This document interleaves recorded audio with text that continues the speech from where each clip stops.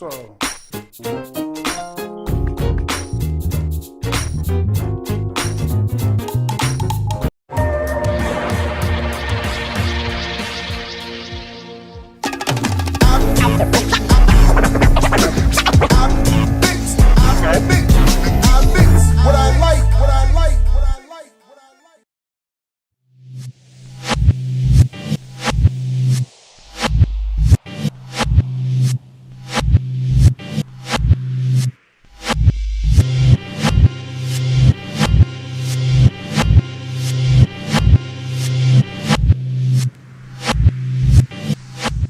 Well, generally, what we consider to be holidays were, in fact, holy days in Africa, specifically in ancient Kemet, Egypt, Nile Valley culture and civilization. And these holy days were timed to coincide with the relationship between specific celestial phenomena in the heavens, stars, constellations, the sun, and planet Earth. And that relationship literally affects everything on the planet. And because there was a specific impact on the way that the Earth's relationship to the sun, as it revolves around the sun, affects everything on the Earth, that specific times for certain holy celebrations were organized. So this season, this winter season, is a time where we're approaching the winter solstice, which is the shortest day of the year. And we have celebrations now, Hanukkah, Festival of Lights. We have Christmas with Christmas lights. These lights refer to the fact that on the winter solstice, which is the shortest day of the year, a day in which in the northern hemisphere we have 19 hours of night. And then the winter solstice spans from 4 days, December the 21st through the 24th. And then after that 4-day period of time, then the sun is born on December the 25th. That is, the length of the day begins to increase by approximately 1 minute per day. And that time frame was viewed in ancient Africa as the birth of the sun, the S-U-N. In other cultures or traditions, that tradition came down to us as the birth of a savior who was viewed as the Son of God. But many of the traditions that we now find in Christianity, for example, the birth of Jesus on December the 25th, the birth of Jesus in a stable, all refer to specific phenomena that were happening in the heavens and were acknowledged by Africans in Kemet in the Nile Valley over 6,000 years ago.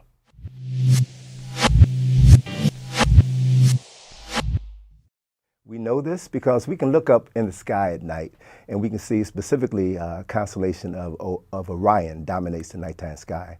And the constellation of Orion was known to the ancient Egyptians as Sahu. That was a constellation associated with a primary deity by the name of Asar or Osiris. He was the Lord of resurrection. And according to the story, Asar was murdered by his brother. And after his death, his spirit came and impregnated his virgin wife, Set, who then 9 months later gave birth to their son, Heru, on December the 25th. Now, this story sounds familiar because it's an African story that's over 6,000 years old. Heru was born on December the 25th, the same birthday as his father. He was born to avenge the murder of his father and restore his father's kingdom.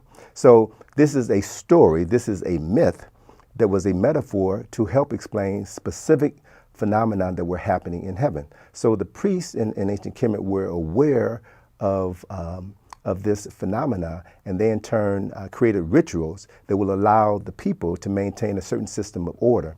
After foreigners came into Kemet, they adopted many of the traditions of the Nile Valley, and they adopted many of the personalities and changed their names. So Asar was renamed Osiris, Set was renamed Isis, Heru was renamed Horus. And then that story is a story that is later modified after the Romans conquered Egypt in 30 BCE, took Egypt away from the Greeks, and they then took these same personalities and they were known to their people as the Madonnan child, the Black Madonnan child. And ultimately, when Rome began to establish Christianity as the state religion, they then took this story of Asar, who is known as the Lord of Resurrection, and his son Heru, and morphed them into the religion that we now know as Christianity, with the birth of Jesus on December the 25th.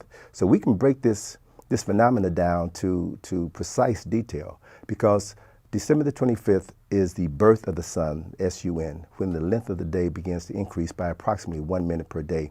At the moment of the birth of the sun, the constellation of Orion is in the constellation known as Sagittarius, or which was known in ancient times as the stable of Aegeus. So it was said that the sun was born in a stable.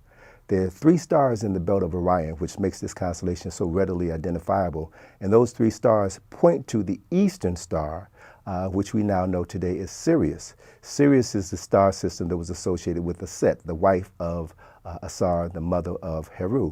And so in ancient times in Kemet, those 3 stars in the belt of Orion, or Sahu, were known as the 3 wise men, or the 3 kings.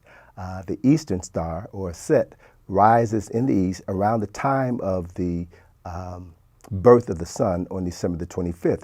And at the same time that eastern star is rising, it is rising in the constellation of Virgo, the Virgin. And so it was said then that the sun is born of a virgin, because the constellation of Virgo is halfway above the horizon, literally being bisected by the horizon. So the sun was said to have been born of a virgin. So this was a metaphor, if you will, for celestial phenomenon that determined specific things that were happening on Earth. Others appropriated this knowledge and then incorporated it into their religious system and changed the names of these original mythological personalities. So we now know, beyond a shadow of a doubt, that the celebration of December the 25th as the birth of Jesus was a celebration that did not come into existence until at least 350 years after the birth of Christ. It was a result of conferences and meetings that were held by Constantine and Theodosius in order to hammer out the basic traditions of what would be the official state religion of the Holy Roman Empire.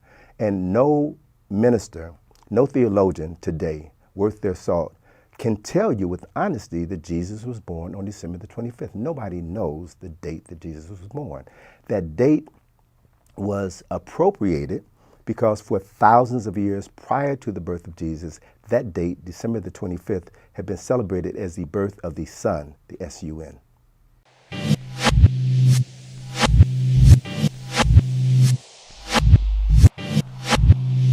Well, let's be clear, Egypt is in Africa. There's no such thing as the Middle East. That was a term that came into common use during the early 20th century. And it was a term that was used to geographically and historically remove Egypt from the continent of Africa, thus removing the history of African people from the continent as well. Egypt is a Greek word, as are many of the terms that are used to describe the accomplishments of African people. Egypt is a Greek word. Sphinx is a Greek word. Pyramid is a Greek word. So one of the things that I'm always stressing is the importance of identifying African people, places, and things by their original names. The original name for Egypt is Kemet. Kemet is a word which means the nation of the black people. Kemet is the oldest documented civilization known to mankind. And I've been traveling to Egypt over 51 times during the last 35 years, studying this history inside and out. And I can say beyond a shadow of a doubt that that culture, that ancient culture, the oldest documented civilization known to mankind, was established by indigenous African people, and all of the major accomplishments which we now associate with Egypt were developed by indigenous Africans. And it wasn't until after Kemet was conquered by the Greeks, Alexander of Macedonia in 332 BC, that Kemet became Egypt. So most of the stories or images that we see of the ancient Egyptians are false images. And it has to do with the continued distortion of African history, culture, and the people associated with African history and culture.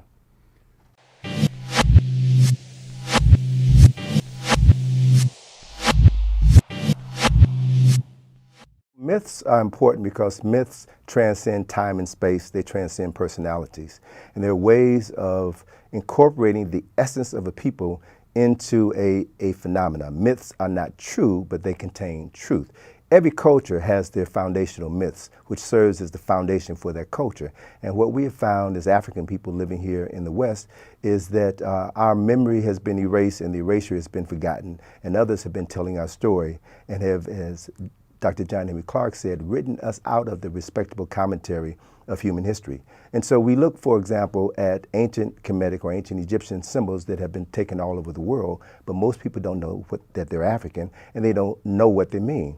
For example, the Washington Monument is a structure 555 feet tall, the tallest structure in Washington, D.C., and it's a structure that actually represents the resurrection of an ancient African king by the name of Asar. That symbol is the oldest symbol of resurrection known to mankind. It represents the resurrection of an African man. So why don't people know that information? It certainly is available to anyone who's willing to do the research. And we have to ask a question, what else don't we know? So one of the things that prompted me to begin an in-depth study of African history, and more specifically Nile Valley history and culture, is that most of what we know about that culture has been falsified by the people who were responsible for enslaving our ancestors. And I know beyond a shadow of a doubt that truth is a means of restoring a people's consciousness. So our people, people of African ancestry in Baltimore, in my hometown Chicago, in New York, behave the way that we behave because we have been socialized to believe that our history began in slavery. We don't know our true story, and that there have been concerted efforts over the centuries to deny us the opportunity to tell our story. My daughter wrote her first book when she was 8 years old, My First Trip to Africa. And a young man in Maryland had written a book report on my daughter's book. And the book detailed her trip to Egypt, the trip that she made when she was 7 years old. This young man was reprimanded by his teacher because his book report was entitled My First Trip to Africa, and the book report was about Egypt, and everyone knows that Egypt is not in Africa. Now that happened 20 years ago. So this disconnect of African history, people, and culture from the continent is still occurring, and that's why it's so critically important that we document our story and that we share it with anyone who has a mind and heart to listen and learn. I mix what I like.